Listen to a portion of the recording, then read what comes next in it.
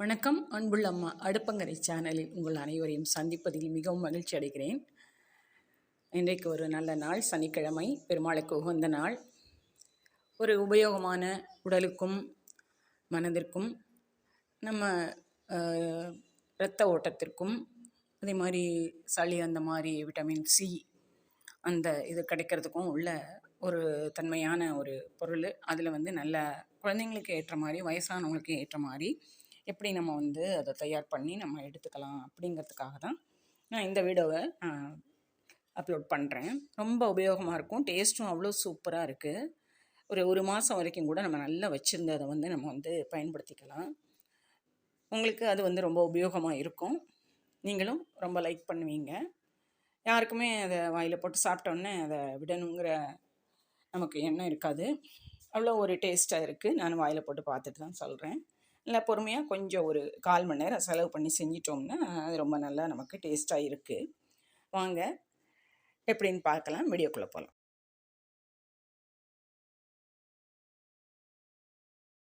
நெல்லிக்காய் பற்றி தான் நான் பேசுகிறேன். நெல்லிக்காய் அவ்வளோ ஒரு அருமருந்து. அந்த அதியமான் காலத்திலேருந்தே நெல்லிக்காய் ரொம்ப ஒரு லக்ஷ்மி கடாட்சமான ஒரு பழம். அது நெல்லிக்கனி. அது அதே மாதிரி சங்கரர் காலத்தில் அவருக்கு தங்க நெல்லிக்காயா அந்த வறுமை இருந்த அந்த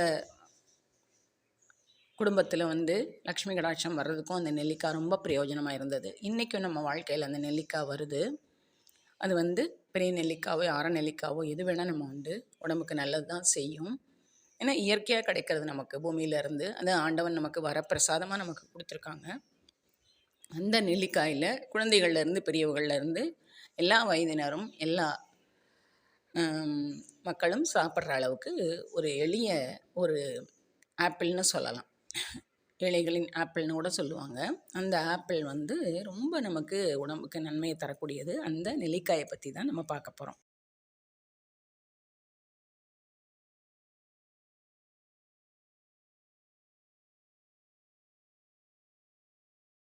எல்லாம் பூராமே நல்லா ஓரளவுக்கு கரைஞ்சிருச்சு. இன்னும் 1-2 கட்டி தான் இருக்குது. இதுவும் அந்த லிக்விட் ஃபார்முக்கு வர்ற அளவுக்கு கொஞ்சம் வடிகட்டியில் வச்சு நல்லா வடிகட்டி ஃபில்டர் பண்ணி அதில் இருக்கிற மண்ணெல்லாம் நம்ம எடுத்துடணும். அல்லது நாட்டு சர்க்கரை அல்லது கல்கண்டு, இந்த 3ல் ஏதானு ஒன்று நம்ம ஸ்வீட்டுக்கு செலக்ட் பண்ணிவிட்டு அதை கொஞ்சோண்டு தண்ணி ஊற்றி அதை அடுப்பில் வச்சு நம்ம கரைக்கணும். நல்ல பாகு உருகி அது வடிகட்டுற அளவுக்கு அதை நல்லா கரைய விடணும்.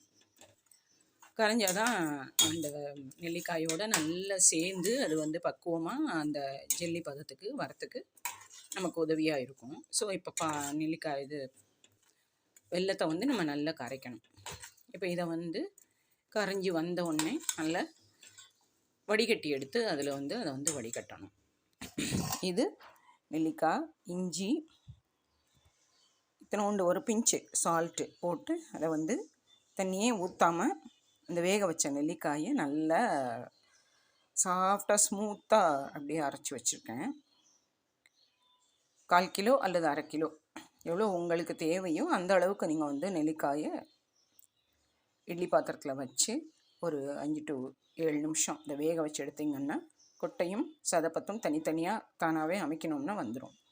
அந்த சதையை மாத்திரம் போட்டு கொஞ்சமாக ஒரு விரல் கடை இஞ்சி, அதில் கொஞ்சம் கூட உங்களுக்கு அந்த இஞ்சி டேஸ்ட்டு தேவைன்னு கொஞ்சம் கூடையே போட்டு தோலெல்லாம் எடுத்துட்டு நல்ல சின்ன சின்ன காய்களாக நறுக்கி அதோடு போட்டு நல்லா அரைச்சி நல்லா இவ்வளோ ஸ்மூத்தாக தொட்டாலே நல்லா சாஃப்டாக இருக்கிற மாதிரி அரைச்சி வச்சுக்கணும். நம்ம இப்போ அந்த பாகு ஊற்றிட்டு அதோட அந்த அரைச்ச நெல்லிக்காய், இஞ்சி விழுது, அதில் ஒரே ஒரு சிட்டிகை உப்பு போட்டு அதை அதோட கலந்தாச்சு. நல்லா இது நல்லா திரண்டு வர்ற அளவுக்கு நல்லா கிண்டி விட்டுட்டே இருக்கணும். கொஞ்சம் பக்கத்துலேயே இருந்து கிண்டுறதுன்னு ஃப்ளேம் நல்லா கூடையே வச்சு பண்ணலாம். கொஞ்சம் சல்லுன்னு தெரியல பற்றாமல் நீங்கள் மூடி வச்சு மூடுறது ரொம்ப சேஃபு. கொஞ்சம் அது பக்குவம் திரண்டு வர்ற வரைக்கும் கொஞ்சம் அந்த மாதிரி தான் தெரிக்கும். இல்லை தள்ளி இருந்து நம்ம அதை கிண்டிகிட்டே இருக்கணும். அந்த பாகுப்பதம் வரணும். அது வரைக்கும் நம்ம கொஞ்சம் அதை பிரட்டி விட்டால் தான் நல்ல அந்த மிட்டாய் பதத்துக்கு இது வரும். இந்த ஸ்டேஜில் நம்ம ஒரு 1.5 ஸ்பூன் நெய் நல்லா விழுதாக போட்டோம்னா அந்த நெய் சேர நல்ல அது திரண்டு வரும். இப்போயே கொஞ்சம் கெட்டி பதம் ஆயிருக்கு பாருங்கள். அதுக்கு நடுவில் நம்ம வந்து ஒரு தட்டில் வந்து நெய் நல்லா தடவி ரெடியாக வச்சுக்கணும். இல்லை பட்டர் பேப்பர் இருந்தால் அடியில் போட்டுட்டு அது மேலே நெய் தடவி நீங்கள் ரெடியாக வச்சுக்கணும். ஸோ இது வந்து நல்லா அந்த கீழே பரத்துற அளவுக்கு நல்லா கெட்டியாக அந்த பக்குவம் வந்துருச்சுன்னா நம்ம வந்து அது மேலே பரத்தி விட்டு நல்லா ஆற விட்டு நல்லா வில்ல மாதிரி எடுக்கணும். அதுக்கு தான் நம்ம வந்து கொஞ்சம் நல்லா கெட்டியான பக்குவத்தில் எடுக்கணும். மிட்டாய் ஸ்டேஜுன்னு சொல்கிறோம் இல்லையா, அந்த மாதிரி பக்குவத்துக்கு எடுக்கணும். ஒரு 4 hours 5 hours நல்லா அதை வந்து ஆற விட்டோம்னாலே அது நல்லா செட் ஆயிரும். ஈவினிங் பண்ணி காலையில் எடுக்கலாம், இல்லை காலையில் பண்ணி ஈவினிங் எடுக்கலாம். அந்த அளவு அது ஆற வச்சு பண்ண அந்த பாகும் அந்த நெல்லிக்காயும் இஞ்சியும் நல்லா சேர்ந்து நமக்கு அந்த மிட்டாய் பக்குவம் வரும். டெய்லியே கொட்டா கூட கொடுத்துடலாம், நல்ல உபயோகமாக இருக்கும்.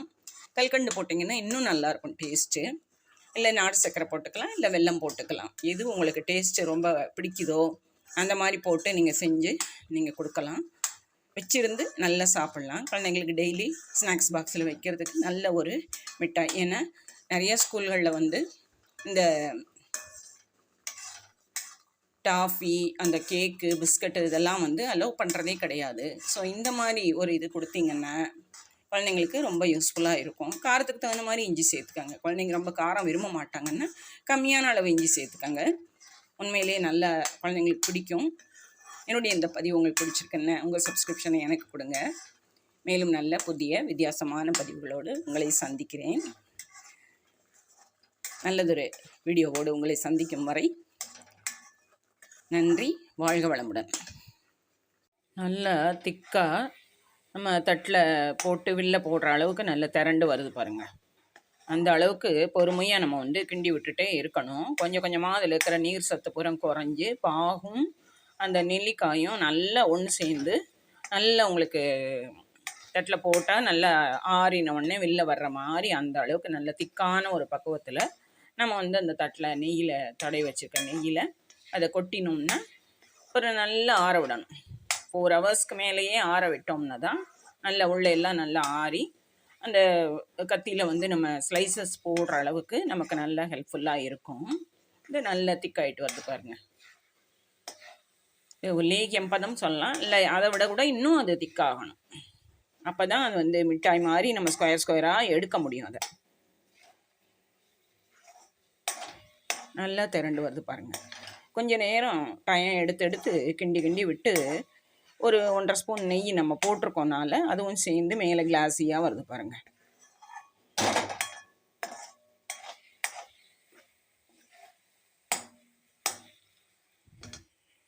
இப்போ நல்ல பக்குவத்துக்கு வந்துருச்சுனால நெய் தடவின தட்டில் வந்து நல்லா பரத்தி ஒரே மாதிரி அந்த ஹைட் வந்து ஒரே மாதிரி இருக்கிற மாதிரி நல்லா இத்தினோண்டு நெய் தொட்டுட்டு அந்த கரண்டியை வச்சே நம்ம வந்து ஷேப் பண்ணியாச்சு. கொஞ்சம் ஆறணும். ஆறினோடனே நம்ம வந்து ஸ்கொயராக நல்லா கத்தியில் வந்து 2 பக்கமும் இப்படி கட் பண்ணி விட்டோம்னா நல்லா அது மிட்டாய் மாதிரி இவ்வளோ அளவுக்கு வந்துடும். அதை நல்லா ஆறினதுக்கப்புறம் ஒரு 2-3 நாளைக்கு வெளியிலேயே ஸ்டோர் பண்ணி வச்சுக்கலாம். அதுக்கு மேலேயும் மிச்சம் இருக்குன்னா நம்ம வந்து ஃப்ரிட்ஜில் எடுத்து வச்சுக்கலாம். இன்னும் கொஞ்சம் நல்லா கெட்டியாக இறுகிடும், மிட்டாய் மாதிரி நல்லா டைட் ஆகிடும். ஸோ சாப்பிட்றதுக்கு நல்ல உப்பு புளிப்பு அந்த லெமன் டேஸ்ட்டு எல்லாமே சேர்ந்து ரொம்ப நல்லா சூப்பராக இருக்குது. நீங்களும் ட்ரை பண்ணி பாருங்கள். நிச்சயமாக குழந்தைங்களுக்கும் உங்களுக்கும் பெரியவங்களுக்கும் வீட்டில் எல்லாருக்குமே இது பிடிச்சமான ஒன்றா இருக்கும். இன்னும் மேலும் நெல்லிக்காய் பார்த்தாலே அந்த மிட்டாய் செய்யுங்கன்னு உங்களை வந்து கம்பல் பண்ணுவாங்க. நிச்சயம் எல்லாருக்கும் இது ரொம்ப பிடிச்சிருக்குன்னு நினைக்கிறேன். இது வந்து நெல்லிக்காய் மிட்டாய், ஜெல்லி மிட்டாய். ஓகே, வாழ்க வளமுடன்.